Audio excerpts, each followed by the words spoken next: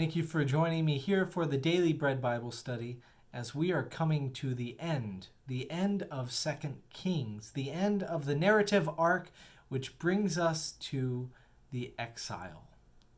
Here for day 117, Sunday, April 26th, 2020, we have 2 Kings 24 and 25.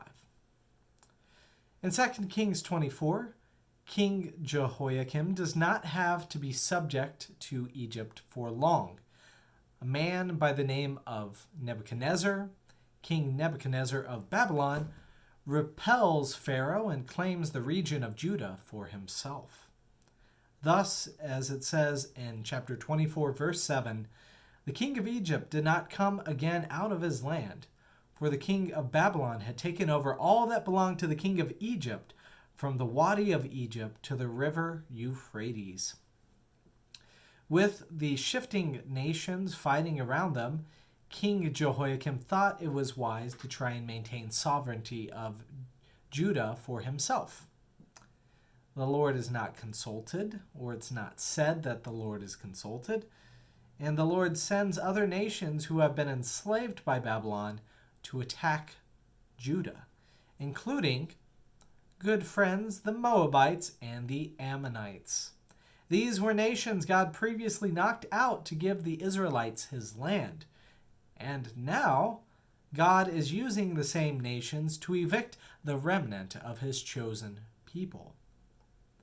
King Nebuchadnezzar of Babylon has victory over Judah and carts off to Babylon the valuable resources of the land, including the vessels of the house of the Lord, the treasures of the king's house, the skilled workers, warriors, government officials, and the king and all his family, with the exception of his uncle. Now the poor are said to remain in Jerusalem, along with this vassal king appointed by Nebuchadnezzar, Jehoiakim's uncle, who he calls Zedekiah. In chapter 2 Kings 25, a few years into his appointment, Zedekiah then leads a revolt against King Nebuchadnezzar. The Babylonians again come to Jerusalem and cut off all the supplies from entering the city. They breach the wall of Jerusalem and take the city, capture Zedekiah, kill his sons before his eyes, permanently blind him, and cart him off alive to Babylon. To make matters worse, the city of Jerusalem is burned. In 2 Kings 25:9, he burned the house of the Lord, the king's house, and all the houses of Jerusalem. Every great house he burned down.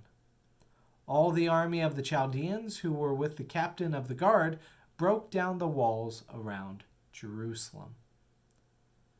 Everything in the house of the Lord is taken away. All of it.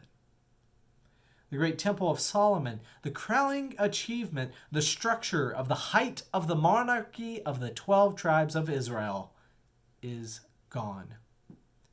Jerusalem is left in ruins.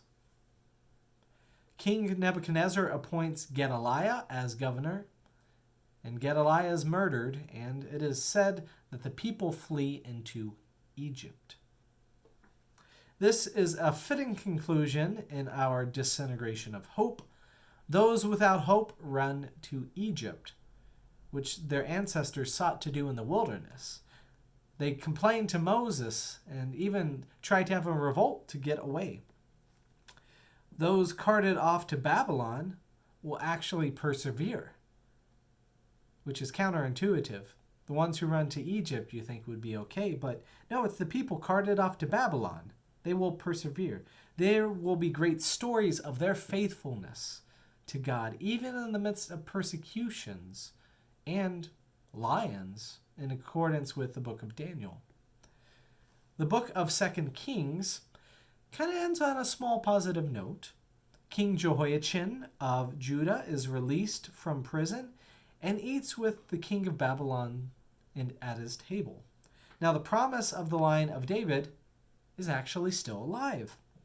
While much hope is gone, this hope in the line of David will carry many faithful people for hundreds of years, eventually culminating as people recognize Jesus of Nazareth as the Messiah. May we learn, just like disciples today, to cling to Jesus as our hope, even in the midst of troubling times. And may God provide for you whenever you feel in exile, whenever you feel unable to control what's happening. May you turn to God and know that God will listen.